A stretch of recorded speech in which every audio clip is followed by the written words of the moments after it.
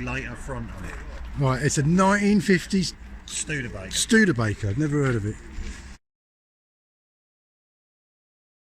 Right, with a slightly different front on it. It's a 50 truck. Right. So the 49 to 53 had the split screen. Yeah. The 54 55 had that grille. Oh, I see. I So see. they completely changed the whole look of it. Right. I think it's brilliant. Love it. So there you have it. Anybody that turns up at the yard with a really interesting vehicle, particularly if they've got a rocket on the front of their bonnet, deserves my attention. Now, I don't want to be sidetracked by anything. I'm really trying to get on with the Brighton project, and if you don't know what that is, please look it up. But this guy turned up with this truck that's got a hand grenade as a gear stick, and with no creature comforts inside this vehicle or whatever, and some very dim lights as well. But sat on the back of this vehicle was a Triumph that's got a fuel tank that wants modifying a little bit. Got a little bit to fill in at the bottom of the tank, and he wanted the seam removed. It's a sort of toury sized tank. Had trouble finding one that he particularly liked. Found this tank, wants the seam taken out. Not done a seam before. Couldn't judge how long it's going to take. It wasn't going to take all day. So I thought. Ended up taking about a day and a half in the end, even a bit longer than that. But anyway, that's besides the point. So guys turned up with a great bike on the back. I then start to modify it. So it's filling in the back and taking up the shape of the frame, because he wanted this hole filled in, which I'd done so out of a bit of 2mm I put on there. The fuel tank itself was a little bit thinner than I thought.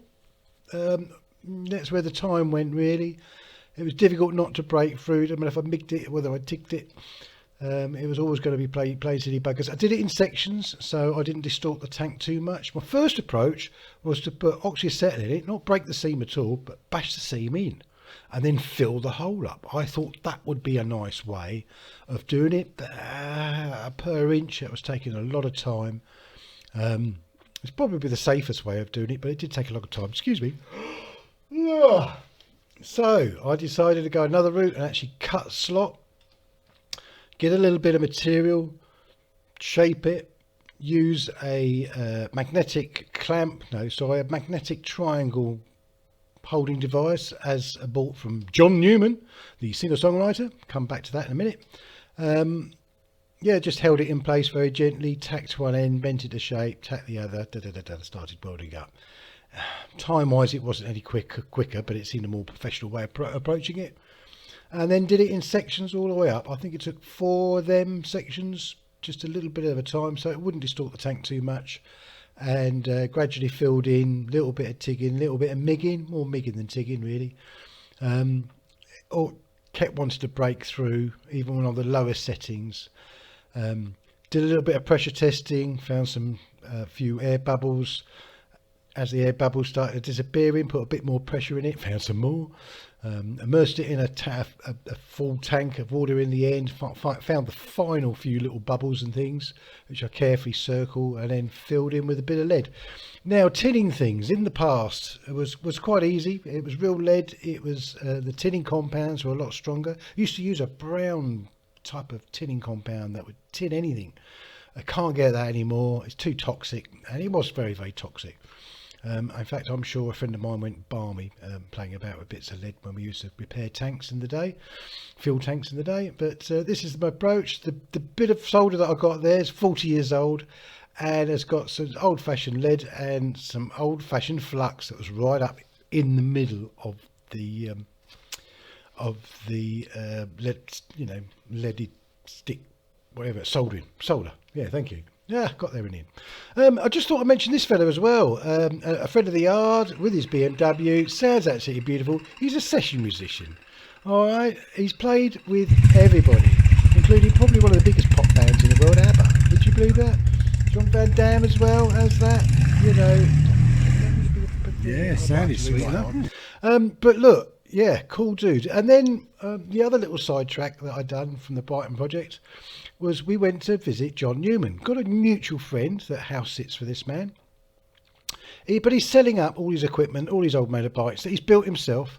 Unusual in the music industry to have a chap that's done an old-fashioned apprenticeship. He was going to be a Formula One fitter, technician, whatever you want to call him. So he's got some skills and he put them to good use by building motorbikes when he made a bit of money out of the music industry.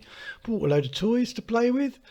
Got a Z400 there, got a Harley, and yeah, just loads of good stuff. I was there to tidy up his equipment because he's not going to do that anymore.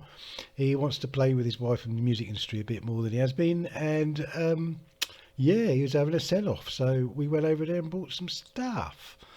Yeah, thank you, John. Spent a wonderful afternoon at your place. It was lovely to meet you. All I can tell you about John Newman is he's a really nice bloke. Okay, there ain't nothing more I want to say about it really. He's a nice bloke, really good company. I'd like to have spent more time with him, to be honest. We could have talked bikes and messed about on bikes and cars all day. And he's the type of guy I'd go out with a beer with, and there's very few people like that I'd say, you know, you count your friends on one hand really. But yeah, cool dude, mate. Thank you very much. So that was my fuel tank little film. That was my little visit at John Newman's, and they're called Session Musician. Thanks very much for listening. Don't forget to subscribe and dingly bell and all that. And have a nice Christmas. Stay safe, everybody. Oh, and a Happy New Year. Have a good one now. Bye-bye.